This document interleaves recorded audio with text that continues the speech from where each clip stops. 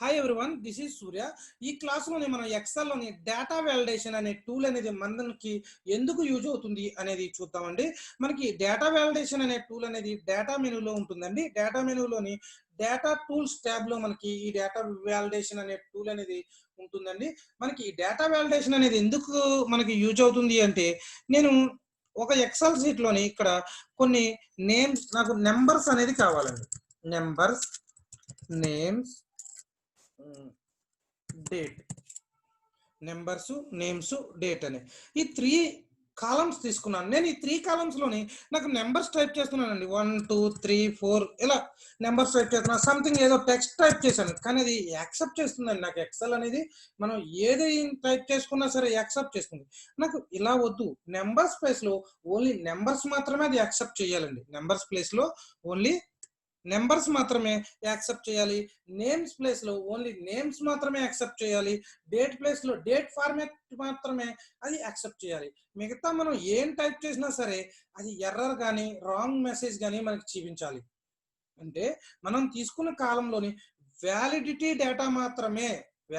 Data మాత్రమే మనకి ఎలా ఉండాలి. మిగతా ఏ డేటా తీసుకున్నా మనకి అది నాట్ ఎలా చేయకూడదు అది. సో ఇటువంటి ఇలా మనం ఏదైనా ఒక సెట్టింగ్ చేసుకోవాలి అనుకుంటే ఈ డేటా వ్యాలిడేషన్ అనేది యూజ్ చేస్తామండి. ఫర్ ఎగ్జాంపుల్ నెంబర్స్ కూడా నేను ఇక్కడ సమ్ స్పేస్ అనేది సెలెక్ట్ చేశాను. ఈ ప్లేస్ లో ఈ సెలెక్ట్ చేసుకున్న ఈ సెల్స్ లో మాత్రమే నాకు ఇది అప్లై అవుతుంది. So go to data validation, data validation. ఇక్కడ సెట్టింగ్స్ దగ్గర ఎనీ వాల్యూ అని తీసుకుంటున్నారు కదండి. నేను ఎనీ వాల్యూ అని తీసుకోవట్లేదు, నెంబర్స్ కాబట్టి హోల్ నెంబర్స్ అని తీసుకున్నాను. ఎయిదర్ పాజిటివ్ అవ్వచ్చు, నెగిటివ్ అవ్వచ్చు. ఓకేనండి. నాకు ఈ నెంబర్స్ లో కూడా less than or equal to 10 అని తీసుకుంటున్నాను. అంటే 10 ఆర్ 10 బిలో నెంబర్ మాత్రమే నాకు ఎలవ్. మిగతా ఏ నెంబర్ ఇచ్చినా సరే ఎలవ్ కాదు. సో ఇన్పుట్ మెసేజ్, ఇక్కడ ఇన్పుట్ మెసేజ్ అనేది మీరు ఇక్కడ ఏ మెసేజ్ అని టైప్ చేస్తే మనకి ఇన్పుట్ గా డిస్ప్లే అవుతుంది అంతే. సో దానికోసం నేను నెంబర్స్ అని టైప్ చేసుకుంటున్నాను.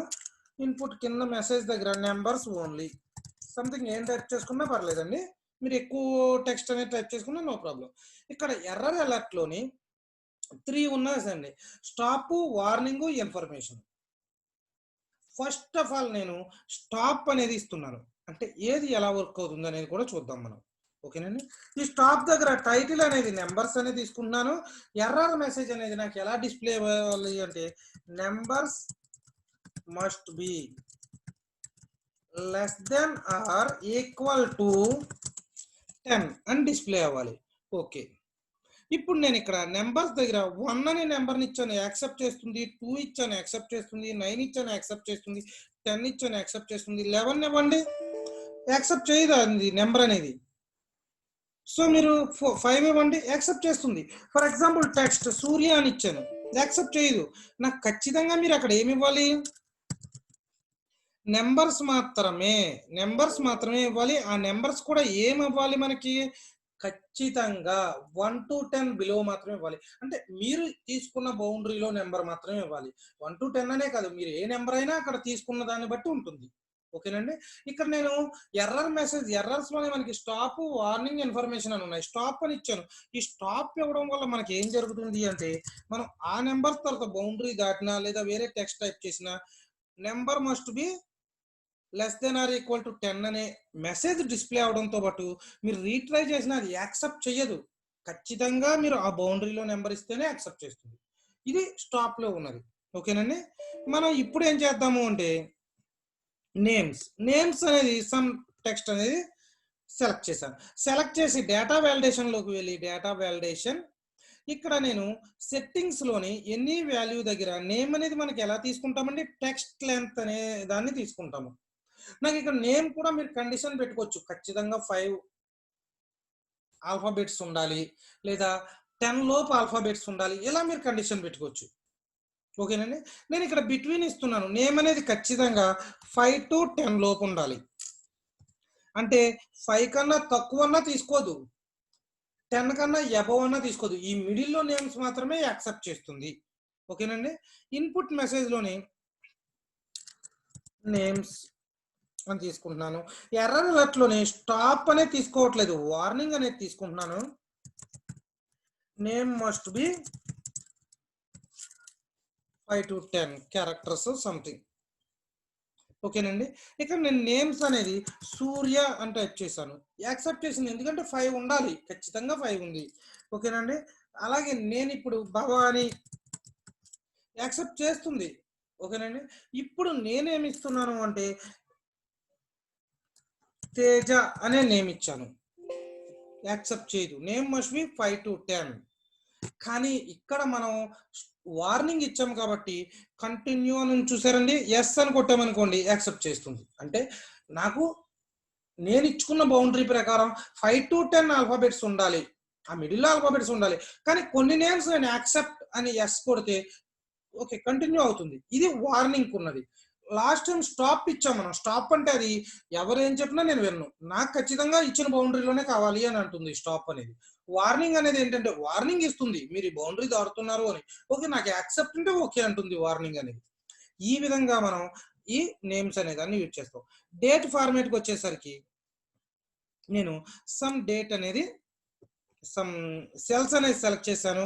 గో టు డేటా వ్యాలిడేషన్ లోకి వెళ్ళి సెట్టింగ్స్కి వచ్చేసరికి ఎనీ వాల్యూ దగ్గర నేను డేట్ అని తీసుకున్నాను. అంటే మనకి సిస్టమ్ డేట్ ఫార్మేట్ ఎలా ఉంటుందో అలాగే వస్తుందండి నాకు. ఇక్కడ నేను స్టార్టింగ్ డేట్ ఏమనుకుంటున్నాను నేను 1/12/2020 అనుకున్నాను. ఓకేనండి. 31/12/2020 అంటే ఇంకా రాలేదులేండి ఈ డేట్ అనేది. డిసెంబర్ మంత్ 1 నుంచి 31 వరకు మాత్రమే యాక్సెప్ట్ చేయాలి అని ఇస్తున్నాను నేను. అది 2020 ఇయర్ మాత్రమే. The date enter date and is invalid అంట. ఓకే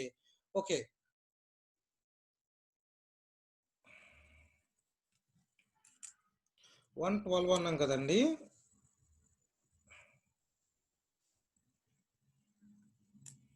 మనకి డేట్ ఫార్మేట్ లోని ఫస్ట్ మంత్ తీసుకుంటుంది కాబట్టి 12/1/2020 అని ఇచ్చాను. అలాగే 12/31/2020 అని ఇచ్చాను. ఓకేనండి. అది మాత్రమే నాకు యాక్సెప్ట్ చేయాలి అనుకుంటున్నాను నేను ఈ డేట్ వ్యాలిడేషన్లోనే. ఈ డేట్ వ్యాలిడేషన్లో అది ఇచ్చాక ఇన్పుట్ మెసేజ్లో సమ్ డేట్, ఇక్కడ input message date format only అని ఇస్తున్నాను. ఎర్రర్ అలర్ట్ వచ్చేసరికి స్టాప్ తీసుకోవట్లేదు, వార్నింగ్ తీసుకోవట్లేదు, జస్ట్ ఇన్ఫర్మేషన్ తీసుకుంటున్నాను అంతే. నాకు date must be December 2020, December month 2020 dates మాత్రమే యాక్సెప్ట్ చేస్తుంది అన్నాను. ఇక్కడ నేను ఫస్ట్ మనకి ఇక్కడ ఏం తీసుకుంటుందండి ఎప్పుడు కూడా మంతే తీసుకుంటుంది. మంత్ తీసుకుంటుంది కాబట్టి 12/1/2020 అని ఇచ్చాను. ఓకే యాక్సెప్ట్ చేస్తుంది మనకి. ఓకేనండి. 12th మంత్ ఏది తీసుకున్నా మీరు ఏ డేట్ తీసుకున్నా అది ఖచ్చితంగా యాక్సెప్ట్ చేస్తుంది. నేను ఇలా కాకుండా 11th మంత్ తీసుకుంటున్నాను. 11th మంత్ తీసుకుంటున్నాను. 11/1/2020 అది ఏమంటుందండి మనకి డేట్ మస్ట్ బి డిసెంబర్ అని అడుగుతుంది. అంటే డిసెంబర్ డేట్ మాత్రమే తీసుకోవాలి అంటుంది. ఓకే నేను ఓకే చేస్తే మాత్రం యాక్సెప్ట్ చేస్తుంది. మనకి ఇన్ఫర్మేషన్ అవ్వచ్చు, వార్నింగ్ అవ్వచ్చు. మనం మీరు బౌండరీ దాటారు అని మెసేజ్ చూపిస్తుంది కానీ మనకి ఓకే అంటే మాత్రం అది యాక్సెప్ట్ చేస్తుంది. కానీ స్టాప్ అనేది మాత్రం యాక్సెప్ట్ చేయదు. మీరు ఆ బౌండరీలోనే ఉండాలి అని చెబుతుంది. ఈ విధంగా డేటా వ్యాలిడేషన్ అనే టూల్ని యూజ్ చేస్తాం. అంటే మనం సమ్ ఫార్మ్స్ అనేది క్రియేట్ చేసుకున్నప్పుడు నాకు వ్యాలిడిటీ టెక్స్ట్ మాత్రమే ఇక్కడ ఉండాలి, నెంబర్ అంటే నెంబర్స్ మాత్రమే కావాలి, టెక్స్ట్ అంటే టెక్స్ట్ మాత్రమే ఇవ్వాలి, డేట్ అంటే డేట్ ఫార్మేట్ మాత్రమే ఇవ్వాలి, మార్క్స్ అంటే అది కూడా నెంబర్ ఫార్మేట్ మాత్రమే యాక్సెప్ట్ చేయాలి. ఇలా మనకు కావాలి అనుకున్నప్పుడు మనం తీసుకున్న ఎక్సెల్ షీట్ ని మనం ఈ సెట్టింగ్స్ చేంజ్ చేసుకోవడం కోసం మనకి డేటా వ్యాలిడేషన్ అనేది యూజ్ అవుతుంది. ఈ విధంగా డేటా వ్యాలిడేషన్ అనే దాన్ని యూజ్ చేస్తామండి. మా ఛానల్లో వచ్చే ఇన్ఫర్మేషన్ ఏదైనా కనుక మీకు యూజ్ అవుతుంది అనుకుంటే ఖచ్చితంగా మా వీడియోస్ని లైక్ చేయండి. అలాగే మా ఛానల్ని సబ్స్క్రైబ్ చేసుకోకపోతే సబ్స్క్రైబ్ చేసుకోండి. మీ ఫ్రెండ్స్ కూడా ఈ ఛానల్ని రిఫర్ చేయండి. Okay thanks for watching.